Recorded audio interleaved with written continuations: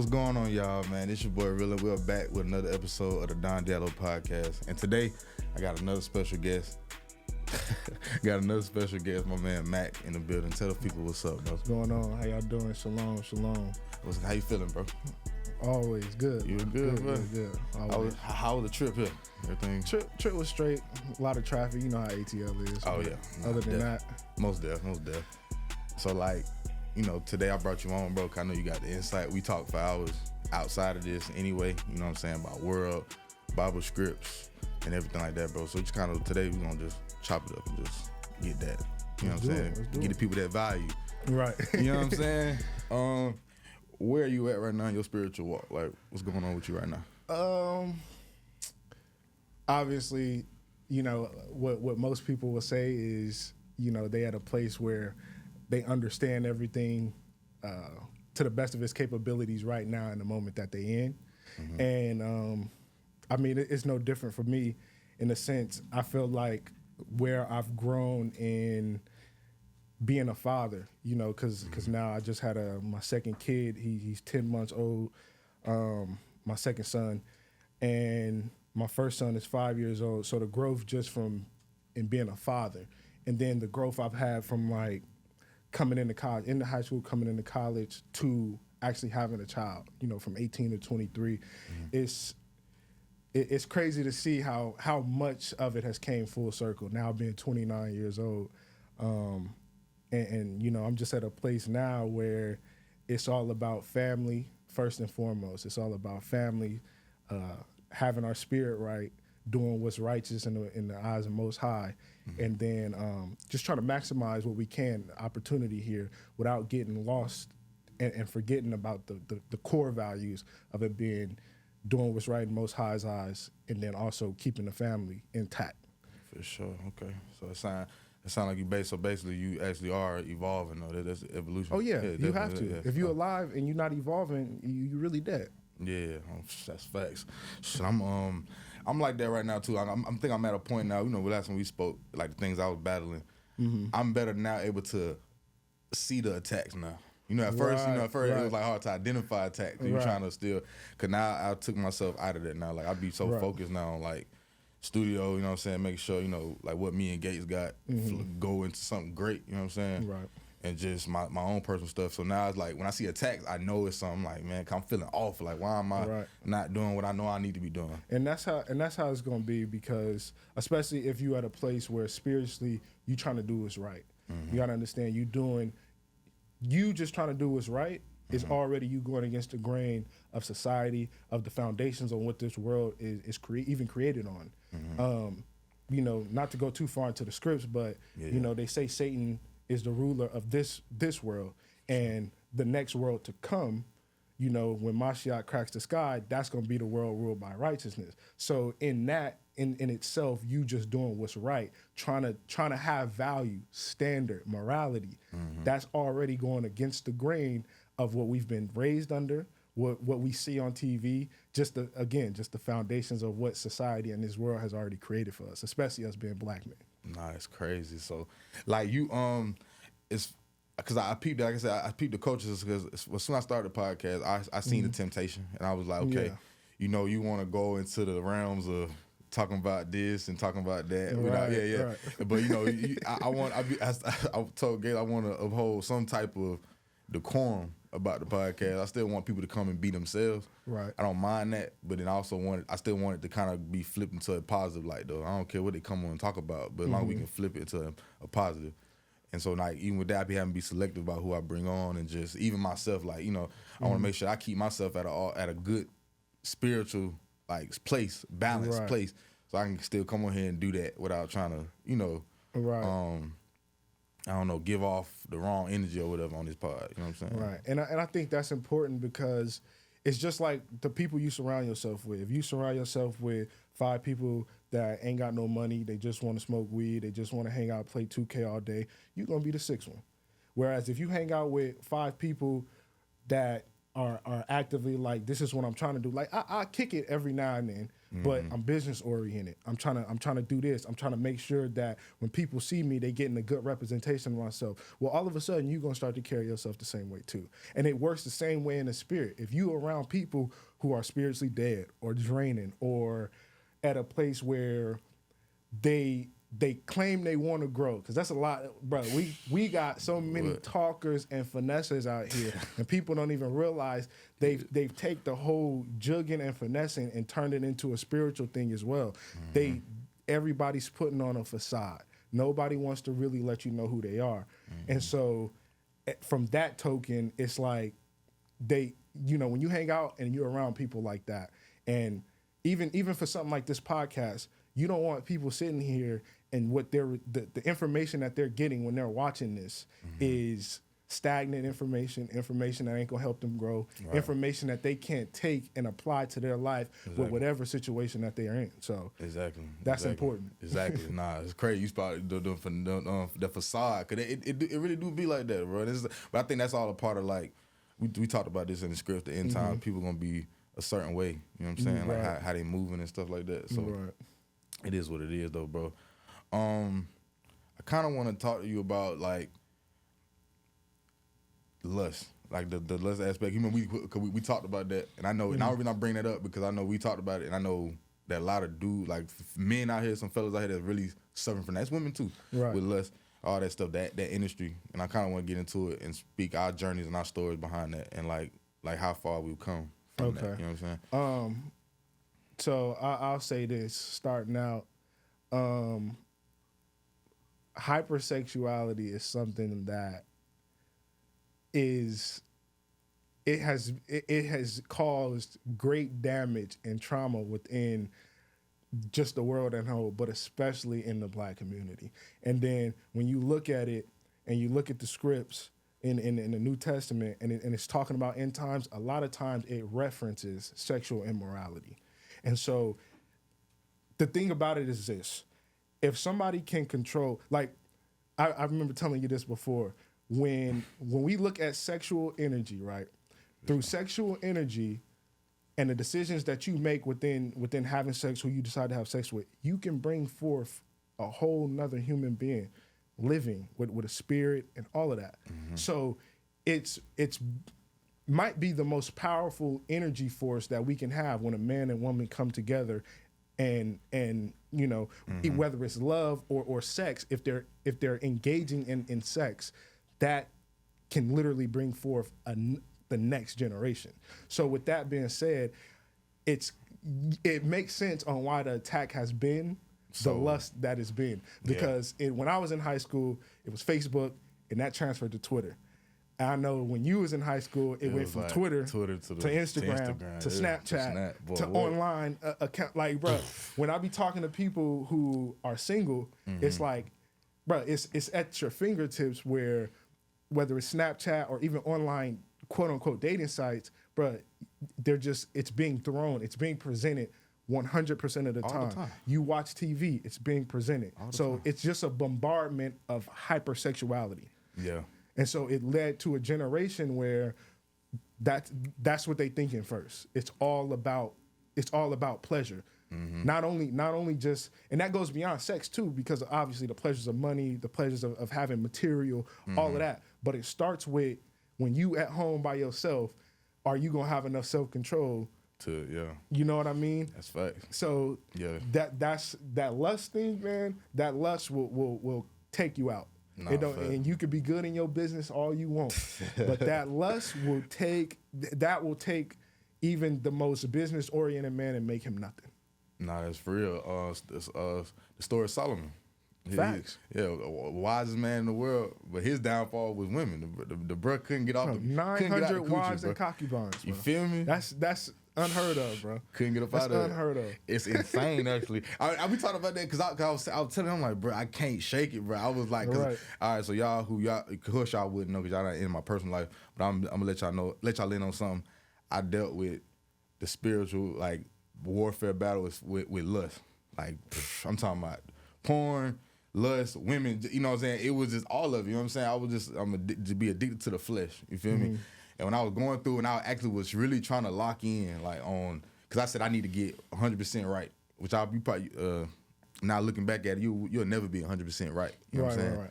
But I had to I knew I had to fix some things in my spirit. I knew that was one thing that God like been telling me, like, because I know He been telling me that, and it was just like, man, I need to shake it. You know, I need to shake it. And you told me about the wisdom of Solomon. I did read it and I did understand that. And He was telling you in there, like, bro, you gotta really have some self control when it comes to that. It destroyed the kings and everything like that. And so fighting it though, like I said, I'm now better at identifying when I'm feeling it though. Right. Like I know what to do, how to do it now, like to keep myself from like, you know what I'm saying? Right. I'm still a man though, so don't get it. I'm not saying I'm out here like, but I'm still, you know what I'm saying? And I think, so I'm gonna go in a little bit about my story on lust. Yeah. So in my upbringing, I didn't deal with a lot of lust. And then it's like the switch happened immediately. And what happened was we were at home, me and my sisters, and my older sister, Nicole, went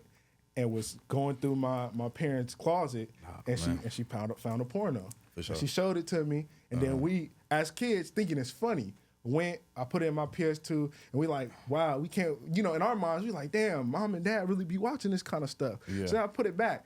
But that little seed was planted in my mind. Damn. And so not too long after that, I don't know if it was weeks or months later, but I ended up finding it myself in my alone time, putting it in there. Now, fast forward, now I'm masturbating to it.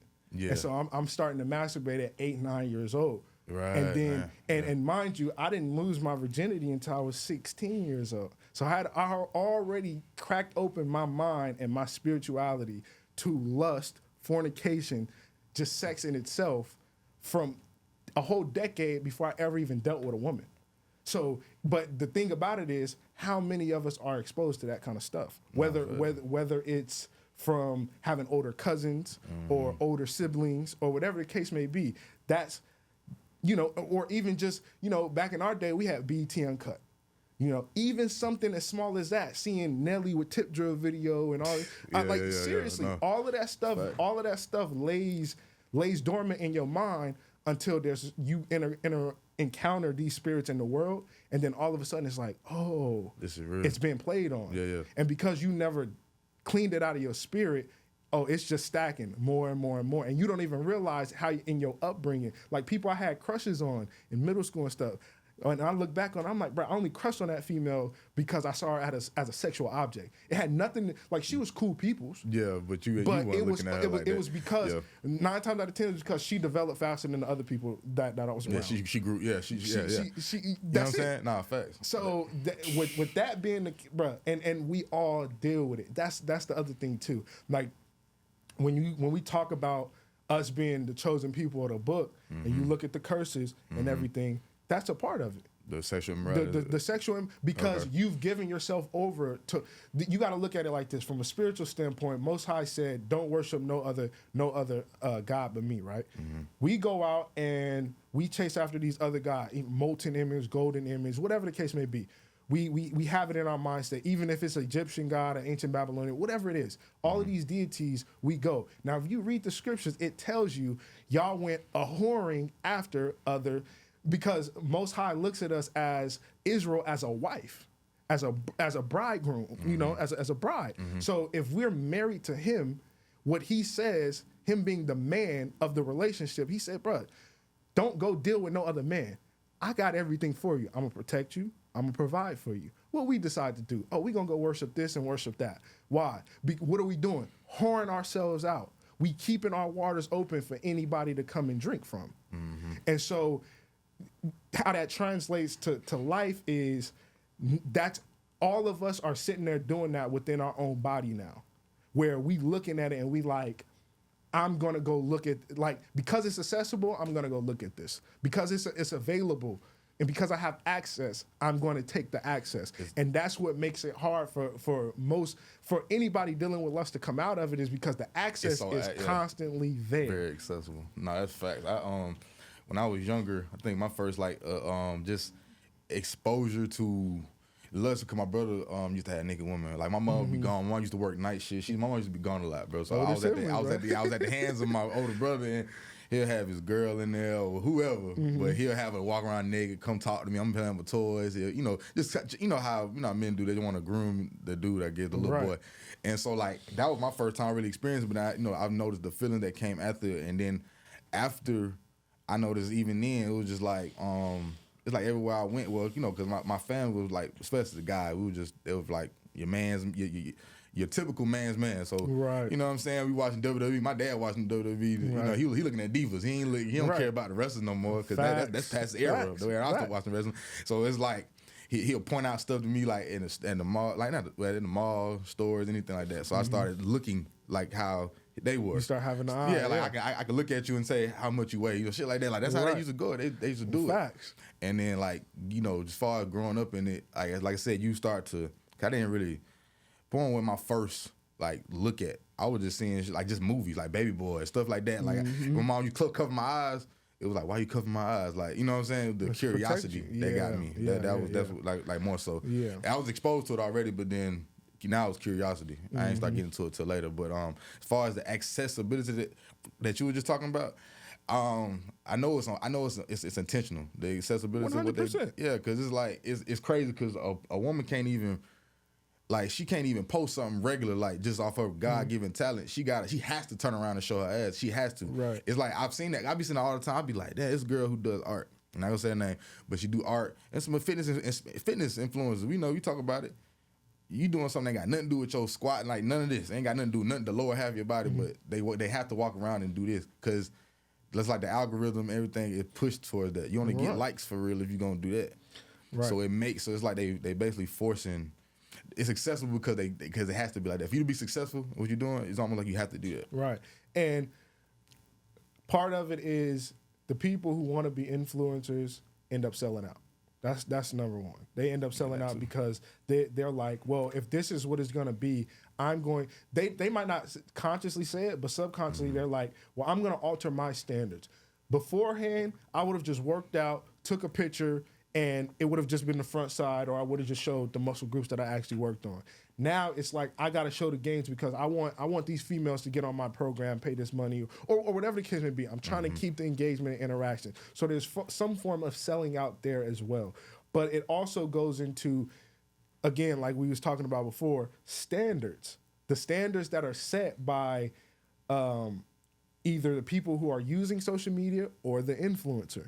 So if it's being pushed, like you said, the algorithm, obviously the creators of Facebook, Twitter, and Instagram, their whole, you got to look, the reason we call it a beast system is because it's a system built on a web of deception and distractions. That's it. It's deceptions and distractions. So much so to the point to where you can be in it and be like, nah, I'm not really doing this. I'm doing this for myself. I'm not doing it. I don't really care about the attention. What I really care about is, trying to make my goal and and do this and do that. Well, if you're really posting it for yourself or doing it for yourself, why do you need to let people into your personal camera or whatever the case may be? Why do you have to post it in a way? And it's because subconsciously they need that attention.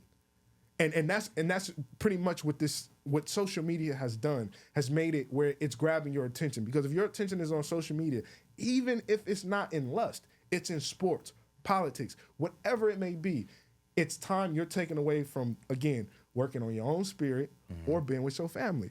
And if you don't have a family and it's just you're taking time away from working on yourself, and you looking at this, and your eyes are processing and receiving everything. It's taking pictures of everything that's going on. So if your sensory is sitting there taking pictures and for an hour a day even, it's just foolishness and distractions and nonsense. Where do you think your mind subconsciously is going to go when you're making your decisions in the world? And people are not thinking about that when they're doing what they're doing, because and they realize that you being goal oriented is all a part of like either what you did in the past, what you've gone through, your trauma, or the other previous spiritual experiences that either you overlooked or just didn't take enough time to deal with. So It's crazy, yeah. It's a crazy game. Nah, definitely. I've definitely made some decisions based off social media. Like I've done them. Like, you know, I think everybody has though. Right. Just got what you seen, trying to.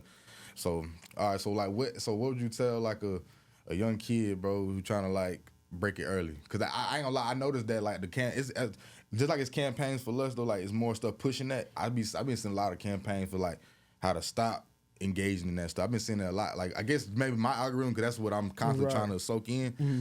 But I've been seeing them campaigns a lot. So what would you have like? What would you give to like a young child, boy or girl, trying to get out of it? Like, I would say the first thing you have to make up in your mind that what you're doing is wrong. Not in the sense of like I'm sinning. Like no, because we got rebellious spirits. So you also kind of got to trick yourself into, because the thing about it is when you caught up in the lust, you, whether we believe it or not, there's demons on you. There's spirits inside of you that's making it easier for you to watch the porn, to look at the female, to lust, to be out in public looking, and all you focused on is, damn, she looked thick from the front. I wonder what's going to happen. I got to turn around when she walked by me. You know what I mean? Mm-hmm. Those are all spirits on you. So you first got to realize that there's an issue at hand. Now, to deal with the issue, you know, I'm gonna say go spiritual. You got to pray. Mm-hmm. You probably gonna have to fast it out, mm-hmm. because in the scriptures talk about it. I believe it's either in Matthew or Mark, where some tribulations that we deal with, some of the hardships that we have, can only be brought out by fasting. No, fact. So fasting would be the first thing, because if you can deprive the body of food and water as it needs it, what's lust? Yeah, like yeah. You know what I'm saying? You control that. You control that. That's first, mm-hmm. And then praying. You gotta go into. Don't pray on social media. Don't pray when nobody can see you. Don't be telling nobody you praying, right. Because Matthew 5 explicitly says, "Pray in your prayer. Go to your closet and pray, so that you may be rewarded openly." Come talk to me in private so that I can reward you openly. If you talk openly like the scribes and Pharisees and want to pray in the marketplaces, we can say social media is synonymous with marketplace. If you want to pray there, you gonna have your reward of the people that give you your attention. So then what you basically telling you, if you ain't in your prayer closet, you praying in vain. And so many times I see people praying on social media, and I'm like, y'all supposed to be people who read the Bible. How y'all miss Matthew 5? How do y'all miss that? Man, it explicitly says don't pray in public. They do it all the time. So I was go ahead. Okay, but I will say this though, because it's some people that's so spiritually lost. I'll be yeah. Some of them, bro. So I don't want to talk about them too bad, but like it's some people just need that. Like at least like, you know how you people write down their prayers and stuff. Yeah. So I'm throwing them that right there, because I do know it's people who need it, who probably would never pray unless they run into it on social media, because some people so lost, you know what I'm saying? You understand that. So they won't pick up a Bible. They won't, you know what I'm saying? But that's the thing too. Even if you seeing somebody else praying, understand, go search them scriptures yourself. Yeah, for sure. No. And don't do as they do, even though you can use what they're doing to help you. Yeah. You know what I mean? For sure. But fasting, praying, mm-hmm. and then, you know, again, it goes back to the very first thing I said. You have to be able to spot that there is an issue, and in spotting the issue, you need to fill it with other things. And what a lot of people will do is I'm gonna just use a wild example, but they'll stop cocaine, but they'll stop cocaine and fill that hole with sugar, and then now once they fill it with sugar, they're like, okay, well I got to kick sugar. Now it's salt. You see what I'm saying? I got so if you gonna feel it, that's why I say it's so important to first fast, pray. You fasting and praying, you gonna be like, well, damn, I want to learn more. The Spirit just gonna be on you. I gotta start reading. Once you start reading the Bible, if there's things you don't understand, YouTube's readily accessible. Go start learning, and then the next thing, whatever you hear about the scriptures, go look it up yourself. I cannot implore people enough to do that. Read the Bible for yourself.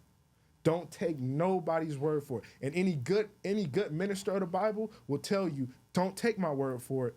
Go read it yourself. And tell me if you got the same interpretation you got, that I got. Because I don't want, if anybody's listening to me, and I don't even consider myself a minister, for real. Right, no, for sure. But I realized the best teachers were the ones who would tell you, go read it for yourself and provide information on, like, they'll tell you where they're getting their sources from. And you go read it. I mean, that's really any research, though. But see, people be falling so hard on, I just want to see it on social media. It's people who believe shit straight off social media. I'd be like, did you read this? It's like a microwave. It's like a microwave time period.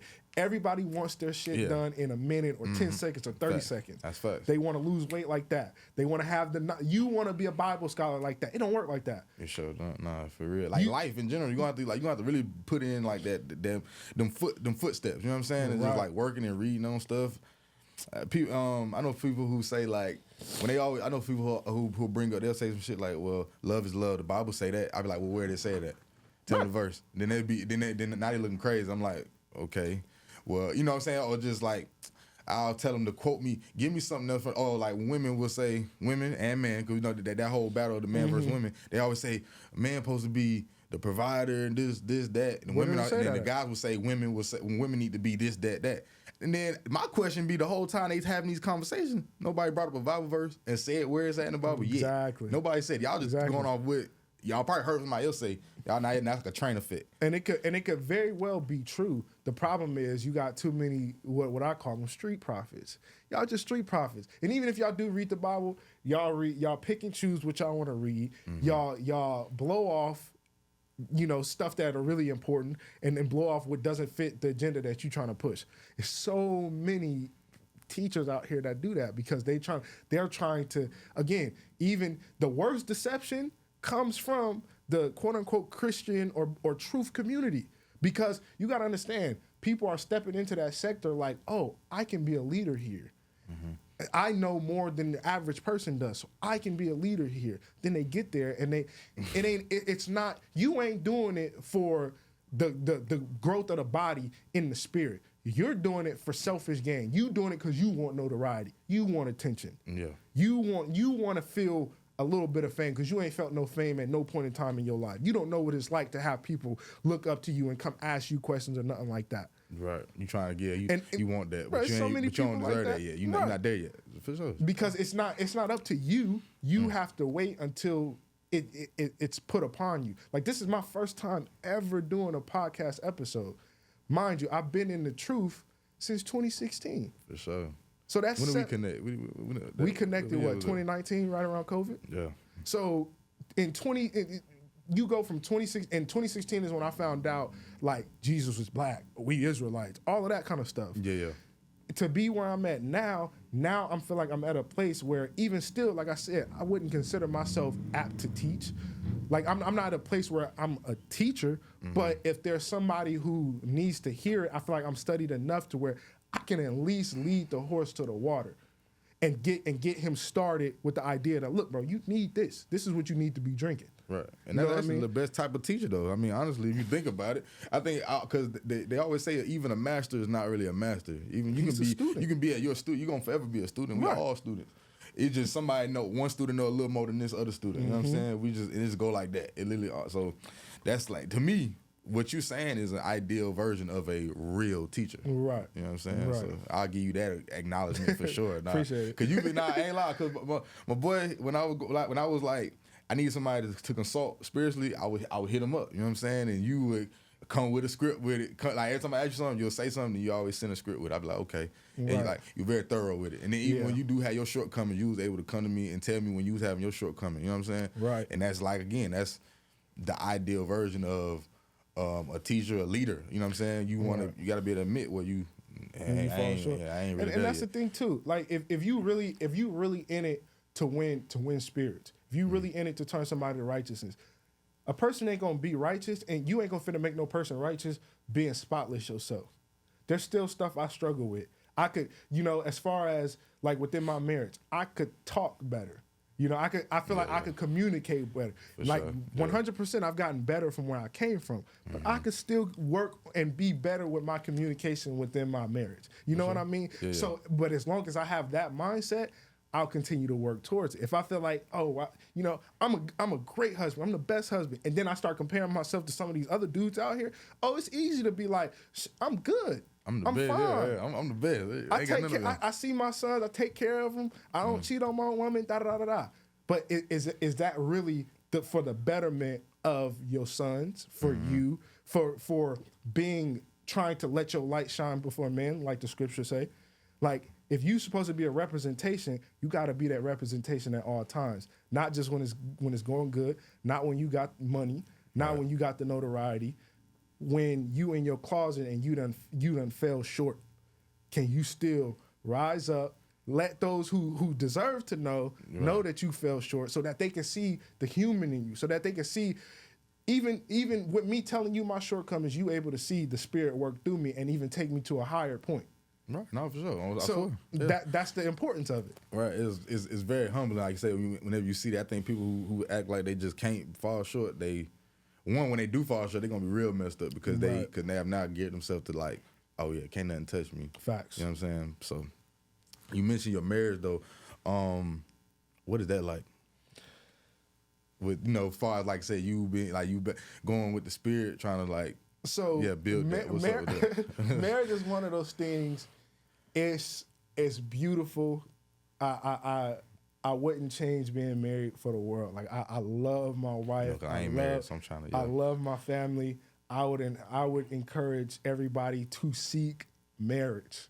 It's a beautiful thing. Like there's nothing in my mind that's more fulfilling in life, as far as I've seen in my 29 years, than being married and having my own kids. Like that's first off. Second off, marriage is work, and it's not work from the sense of like what we think is, y'all always gonna argue and bicker and da-da-da-da. No. According to the scriptures, that's not how marriage is supposed to be.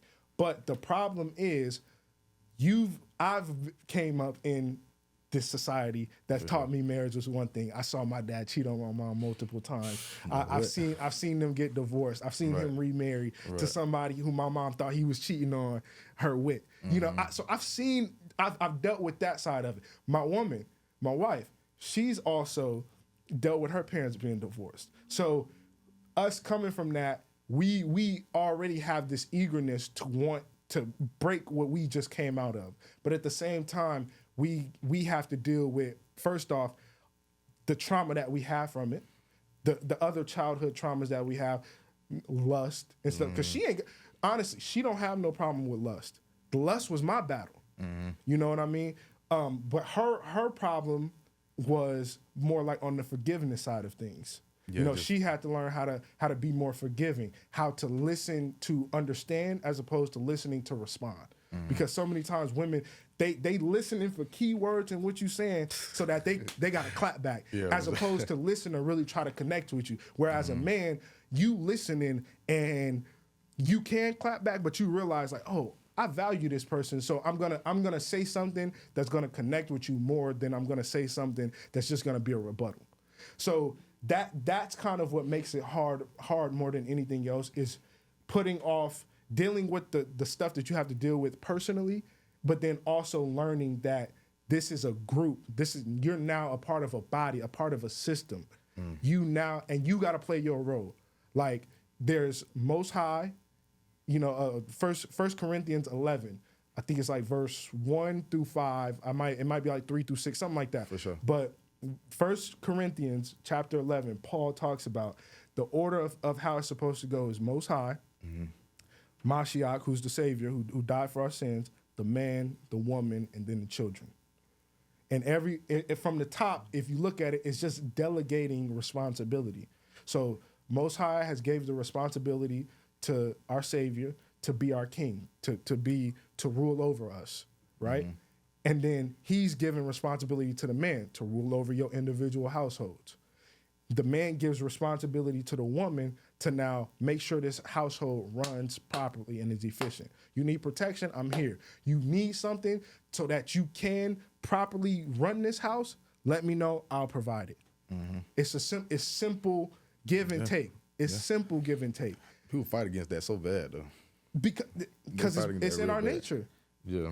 And then you look at it, a single woman can go out here and get all the government assistance in the world. No, it makes that mindset, I don't need no nigga. Yeah, right, for sure. That's a yeah. And to a degree, they don't. Because the government can be their man. When the whole problem is, what you're supposed to do is let your man be your man, and he's supposed to be letting Most High be his protector and provider. Right. You supposed, like, not in a homosexual way, but we supposed to let Most High be our man. For sure. I mean, like a father does. You know? Exactly. For sure. Yeah. And that goes into Israel and now in this new covenant, of course, with Mashiach dying on the cross and everything.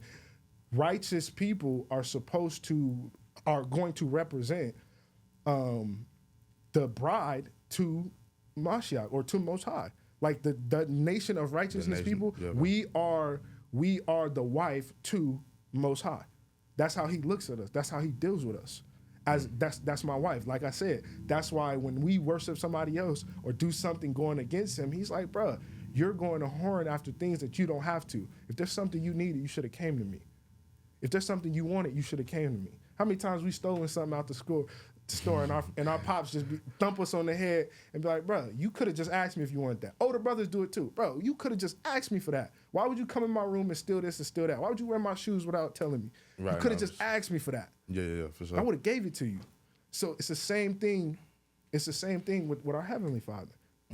So when you implemented that system into the crib, like, is it like I said, was no, like outside of the normal challenges, was there anything like special as far as like the child, you know, like trying to raise a kid in that type of system, like, you know, because especially kids, cause they more sensitive, bro. Right. I'll say this.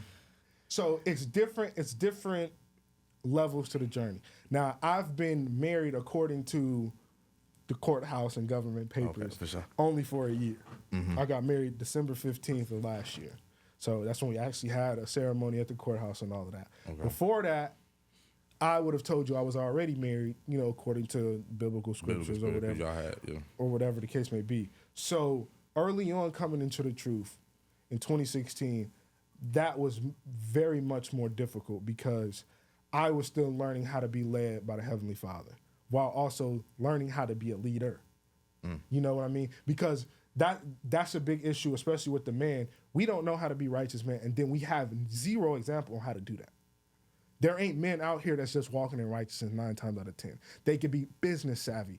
They'll be about their money. Or they'll be, I got one woman, but they lazy. They'll stay at a job for 30 years and let the job just run over them and all, because I'm comfortable or whatever the case may be. But it's hard to find a man who's literally being like really seeking righteousness, where you tell in his diet. You tell with how he treat people. You tell with how he treat his wife and his kids. You can tell with how he deal with his family, you know, and all of that. So it's for men in particular, that's a very hard thing because you got to learn how to be led and be a leader all at the same time. And for a woman, she has to learn how to, bro, you ain't got to rely on yourself. Relax. Let me be your man. Now, if there's something you want to go do, you want to get in the business, that's fine. I'm not telling you got to stay at home and be no old-fashioned wife of the 40s and 50s. That's not what I'm saying. But at the same time, there's value in that. And so understand that, let your man lead where as a woman, it's, at least from my perspective, their challenges comes in trusting that this man is actually leading me in a proper fashion. Right. They nervous. They like, okay, can this man do it though? You know right. And then they have to understand there's a certain level of faith they have to have. Like, you picked this man, you decided to lay with him, you decided to marry him, you decided to be joined with him. That's facts. So trust him then. That's facts. And then women don't want to do that because they got trauma that they ain't dealt with, or they got their own ideology of what it's supposed to look like. We supposed to be equals. Well, not necessarily. And we are equal when we run in our roles. It's just my role is to provide and protect. Now, in this society, they make it where it's easier for women to make money than men. I truly believe that, 100%. It's much easier for a woman to make money than a man. But even with you making possibly more money than your husband, you got to let that man lead. You got to let him spiritually, because spiritually, he's your covering. When it's time to go to the Father, he got to go to the Father. Not that he's not going to hear the wife's prayer, but he's going to deal with that man first because he's the head of the household.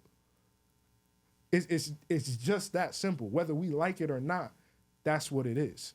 And too many times, we've been taught that we would rather have it be it on an equal playing field. Even as men sometimes, well, it's better because if I let her run this or control this, then it just may, no. Take your responsibilities and duties as a man. Lead spiritually. Set out how you want it to be ran. Delegate, and then let your woman fulfill those roles for you. And women need to trust that the man has the mindset to do it and is actually being led by the Spirit in order to lead her correctly and lead the household in the way it's supposed to be led. Right, and all that will kind of just fall down into the child, though. Right. Like I said, it's easy, like naturally. The child just gonna see it and be like, "Oh, this is how a woman is supposed to be. This is how a man is supposed to be." Yeah, not the whole thing started. Basically, the outside influence, though. That's what yeah, okay. That's one thing you gotta really worry about. Yeah, but even then, that ends up handling itself because what we fail to realize is so much of what we came up in is embedded in our psyche and how we actually go out and view the world.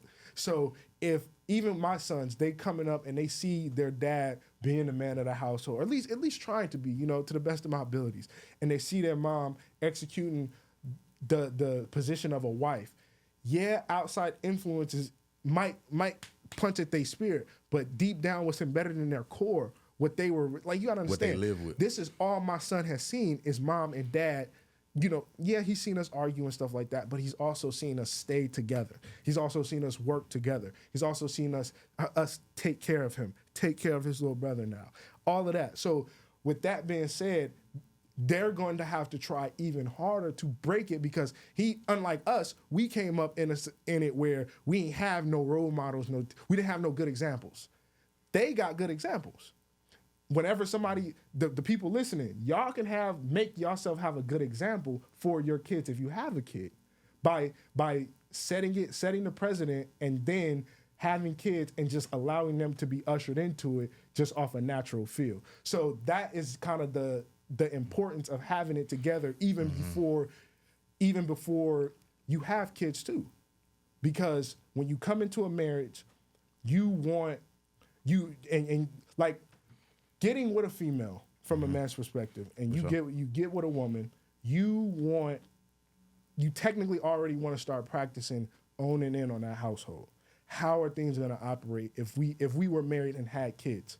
You want to have that in line because there's going to be challenges that are going to come simply from having kids.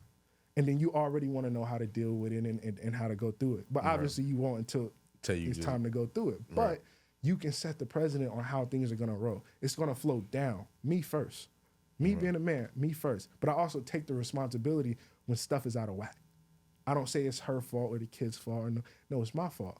Because if I would have done my job the way I was supposed to, this wouldn't be happening. Accountability.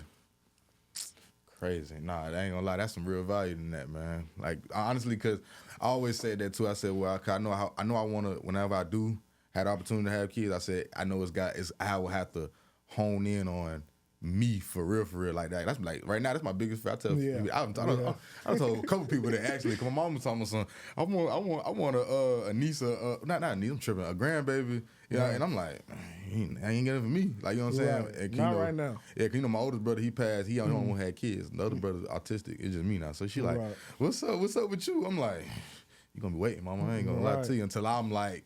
When I found that person, I'm like, I need to be ready. I ain't trying to have that. You know what I'm saying? I ain't gonna be perfect, but I ain't trying to. I know the things I need to heal, whatever I need to do. I know I ain't there yet. You know what I'm saying? So, like, it's definitely what you're saying is like. I think that's like a true blueprint for anybody who's gonna go into being a father or trying to or thinking about it even a little bit. That's a good thing. I'm glad. Yeah, I'm glad you said that for sure. And accountability is a huge thing, bro. You cannot be walking in this and be reluctant to hold yourself accountable. Accountability is the best thing to change behavior, bro. Nah, fact. Even if it can be the smallest stuff, just learn how to just hold yourself accountable. Like, man, I could have did this. Just find something to put on you. Just find it. Not even don't put everything on you, but find something to be like, all right. Because that's where improvement happens. Right, and we can just be better. Like if that person take accountability for what they did, and I do it too, even if it's small, where can we really go wrong at? Exactly, bro. Exactly. Yeah, exactly. So, yeah, facts, man. Whew. It's a great episode like this. I know I'm kind of switch lanes real quick for the time. You want to talk about the calendars? Yeah. I want to get into the calendar too because I know you said like those are important and we don't go off the calendars at all, like the world as far as like, cause you know we're going off of the calendar we have. Mm-hmm. So let's get into that a little bit.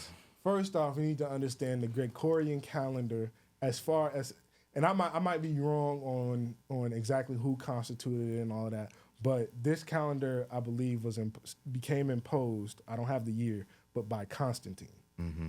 And when Constantine was out doing his conquest and conquering all these nations and stuff, one of the things he did was implement a 7-day calendar. And then, you know, over time, paganism got inserted, you know, with your Easter, your Christmas, your Thanksgiving, you know, so on and so forth. I think it's important to, when you coming into the truth, to wake up to the fact that, especially as Black people, we could always take it from a stance of, why are you following the calendars of your oppressor? Before you came on them slave ships, do you think you had an 8-day calendar? Probably not. And then if you think about it, sharecropper, like we come from sharecroppers, people who grew food, who knew medicine, herbs, like you know, who got into that kind of stuff. You can only do that if you're in touch with what? The luminaries. You got to know how the sun is, because think about some of the stuff you hear about Native Americans, bro. Just for instance, they would be able to predict when it would rain weeks in advance. Yeah. They would be able to see it's about to be a drought for however long and all of this. They'd be able to look at the stars, look at the sun, look at the moon, and figure all of this out. So now we in a place where we don't want to do that no more, because it's like we completely out of touch with what it is. Mm-hmm. And so the calendar I follow is based off of a solar calendar. Mm-hmm. It's 364 days, 91 days for every season. That 91st day being that what we call an inter, I think it's like an inter-calendar day or something like that, where it signifies the change of the season. And so that's 91 times 4 is 364. The 365th day ends up being the day of the spring equinox, which is either March 19th, March 20th, or March 21st. And that's based off of if it's leap year or whatever the case may be. Right.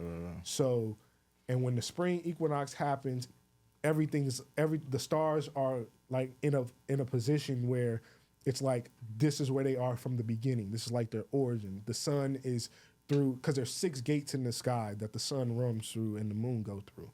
And so I believe when it starts, the sun is going through gate 4. And that's how our forefathers in the scriptures were able to know, you know, okay, this is the harvest time is coming, spring is coming. This is why New Year, that's when the New Year actually starts. Not in the dead of the winter like we finna have in 3 weeks. What's new about this?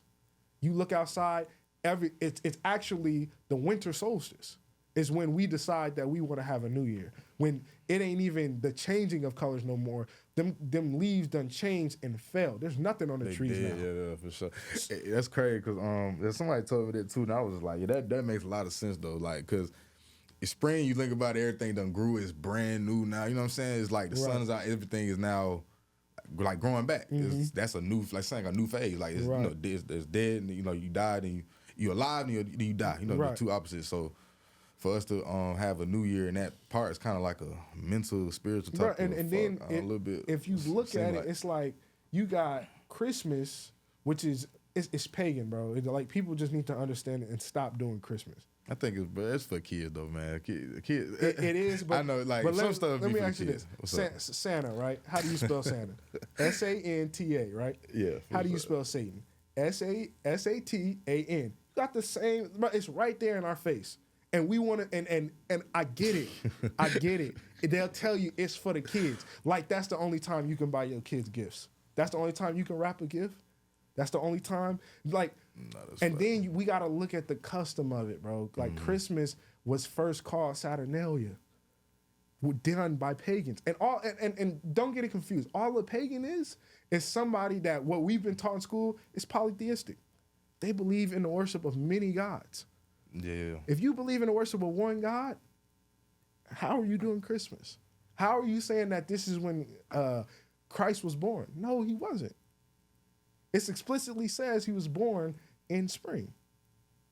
Either in spring or in fall. We got one of those 2 seasons. Not in the dead of the winter. So everything around Christmas is no, bro. And then you look at the spirit of it. It's just to make you broke. Like where we live into the spirit we live in, or the place we live in today's society, it's just to make you broke. Go out and spend. We know gas prices is high, food prices are at an all-time high. But hey, for the kids, go broke. Run your credit card up. Because you got to buy a tree. You got to put up lights. Your light bill got to go up. And then you got to buy them the gifts, everything they want. So that on that day, they know they can open these presents, and they've been nice or naughty. Come on, bro. What are we talking about here? No, that is fact. We just have to judge the spirit of stuff. Nah, you right. Cause I mean, it was crazy. Cause my mom was telling me that now, but and like the reason why I say the kids, because like my mom, she believed in that type, like the paganism, but she was just like, I never liked Halloween. She told me, we had a conversation a couple days ago. She said, I never liked Halloween. I don't like Halloween. She said, but y'all are kids and you was in a public school. One like at that time I was going to E.L. Miller. She was like, if you didn't have candy come back from, whatever trick or whatever, the other kids gonna have candy, you gonna feel bad. Or like, right. Chris, so it's like, so she said I felt more pressured to do it because like, everybody else was doing it. And she finally did tell me that now though, cause like you said, even now, she said, like Christmas stuff that, she said, yeah, we like everybody big now, so it ain't really, you know what I'm saying? Right. It ain't really a big thing, but she said I feel like them kids don't know about all that yet. Mm-hmm. Right now they still innocent. They just trying to, you know what I'm saying? So, but it's innocent now, but those kids become adults. Yeah, and that's gonna train them. And what's gonna be in their mind is, oh man, I gotta do this for my kids. I had this. Right. I had wonderful memories. Right. Like and so with Christmas though, bro, that's just something we'll talk about that later. Because part 2 on the way. Part 2 gonna be there for us, but just going back into the calendar, like the new year is starts at the spring equinox. The day after the spring equinox starts day 1 of month 1. Okay. And from there, it's 30 days, 31 days. And that's all described in the book of Enoch, like the 78th, 77th chapter. Book of Enoch, that's in the Sefer? Yes, that's in the Sefer. But it's not in your regular Bible? No. So the Bible I use is it's called the Sefer Abridged. It's a Hebrew translation of the Bible, but it still has the Hebrew names within the Bible. It has the apocryphal books as it's called, like what is it, like Ecclesiasticus? That's another writing by King Solomon. It has First and Second Baruch, Tobit, Ezra's, like third and fourth Ezra's, because I think the regular King James Bible only got like the first Ezra. And then it got second Ezra's is Nehemiah. A lot of people don't know that, but that's Ezra's as well. But so you got those 2 books, and then you got, so all of that is the apocryphal books, but the other 3 books that the Sefer Bridge also has, and they also got an app that you can get on Play Store, Apple Store, whatever, is Jubilees, Jasher, and the Book of Enoch. Okay. And all of those books help complete the story of all the stuff that we're missing, because it goes more in depth about Noah, about Abraham, about, the forefathers, about like Isaac, Abraham's son, about Israel, Isaac's son, and then even the 12 sons, like, so the 12 tribes that we descend from. It goes in about how their sister was kidnapped and then they went and got her back. She was kidnapped and raped, and they went and got her back and actually tore up the whole city and conquered this and conquered. It talks about all of that stuff that you don't get in your regular 66 books in the King James version or whatever the case may be. Right, okay. So that book of Enoch explicitly talks about him being led by Michael the archangel and Gabriel and Phanuel and all of those angels, and they showed him the different parts of heaven and showed him how the luminaries work and all of that. And it goes through, like I said, how it's 91 days for every season, how it's 364 days. That's it. Not 300, not all of that. 365 and all of that. It's 364. The 365th day is just to signify that it's the end of a year and the start of a new one. And then it's a very simple calendar, to be honest with you. It's very simple. The three holy days that I really recognize are Passover, Day of Atonement, and Feast of Tabernacles. Okay. Those are the 3 holy days that really we supposed to be doing. As far as everything else, is just your weekly Sabbath, and the weekly Sabbath ain't nothing but doing righteousness. That's all it comes down to. Like what we doing right now is a form of righteousness. So this is okay to do, but really you're supposed to be in your house, in your scriptures, reading, praying, and then you're supposed to have a feast. That's your one day to have a home cooked meal. Sabbath is very easy. Yeah, it sounds very simple. I can't. When I pulled up on you, we did. What was that? What was that? I'm finna stutter, but that was Passover. That was Passover. Okay. Yeah, that's why. That's why we had the lamb and the unleavened bread. Yeah, for sure. That was dope. Yeah, man. And that was my first time doing that one actively keeping Passover 100%. Yeah, I was honored to be a part of that for real, man. Yeah, that was, I enjoyed that. Yeah, that was dope. We gotta do that again, man. But to get out of here, bro, we definitely gonna do this again because there's so much on the table. Right. You know what I'm saying? And but I want you to tell the people, for somebody that is searching or trying to find something. I know people that's bro, I just can't get it. I don't understand it. I know you some homies. They see that I'm a little more spiritually in tune. Not the most in tune, but they see it. They bro, I just don't get that shit. I don't. What would you tell them to get started? What is it? Have the willingness to go out and search answers for yourself.